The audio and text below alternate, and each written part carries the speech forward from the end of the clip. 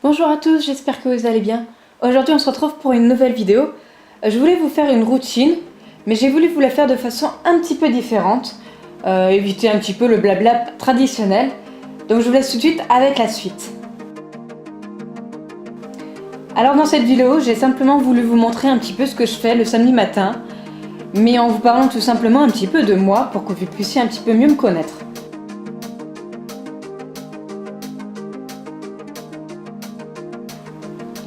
Donc tout d'abord, moi c'est Sophia, enfin pas tout à fait.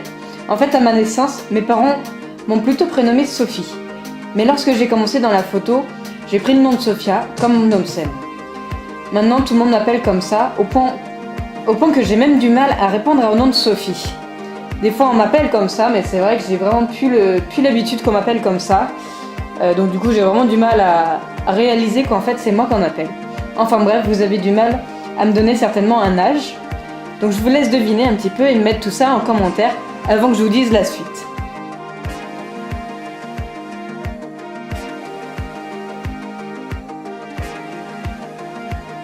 Donc en réalité j'ai exactement 23 ans, d'ici peu, parce que dans 2 mois ce sera le cas. Je suis issue d'une grande famille de 6 enfants, dont je suis la dernière, bien sûr le meilleur pour la fin, évidemment. 4 filles et 2 garçons, 16 ans d'écart entre la plus grande et la plus petite. Je suis originaire des Deux-Sèvres, le Poitou-Charentes pour être plus exact, pour ceux qui ne connaîtraient pas. Et il y a 1 an et demi, j'ai décidé de rejoindre mon chéri ici, et je ne regrette pas du tout. C'est vrai que ça me change beaucoup de ma petite campagne.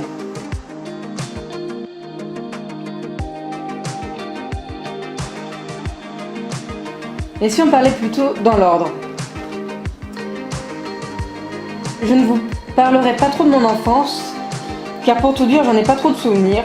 Suite à un décès dans ma famille, j'ai perdu beaucoup de tout ça.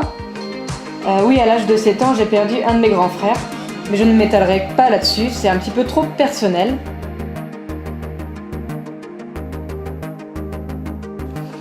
Je me souviens un petit peu de l'école primaire.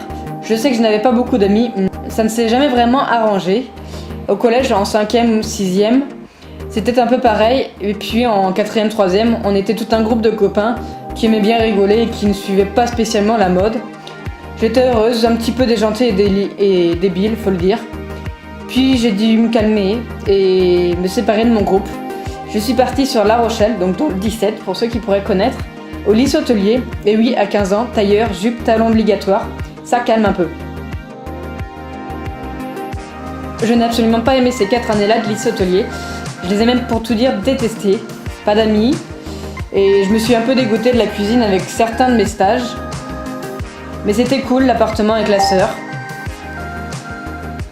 Après, j'ai passé mon BEP que j'ai eu avec sans souci. Le bac pro aussi.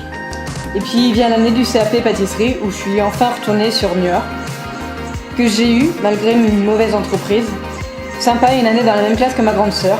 Ça fait un peu bizarre, tout le monde croyait qu'on était jumelles, mais bon, pas grave.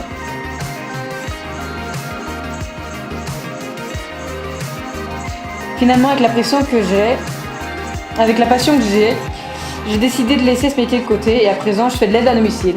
C'est pas un boulot qui me plaît, mais au moins, je sais que je suis tranquille le week-end et que je peux faire ce qui me plaît.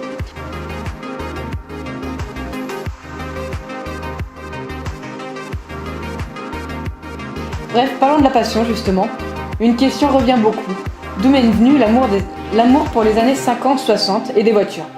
Honnêtement, je vous le cacherai pas, je ne sais pas du tout. Je n'ai jamais connu ça avec ma famille, mais à partir de l'adolescence, j'ai commencé à collectionner les vieux objets. Radio, lecteur, vinyle. J'ai également commencé il y a plus de 3 ans en tant que modèle photo. Et je ne sais pas du tout d'où ça me vient, tout simplement. Mes parents ne sont pas là-dedans et ils n'aiment pas spécialement ces années-là, les ayant connues un petit peu. Et j'ai jamais été proche de ma grand-mère, la seule qui me restait à cette époque-là.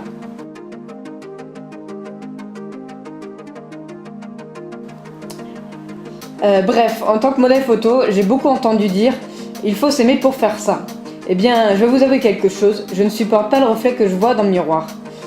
Mes douches sont généralement très rapides. Si je pouvais les prendre un billet, croyez-moi que je le ferais.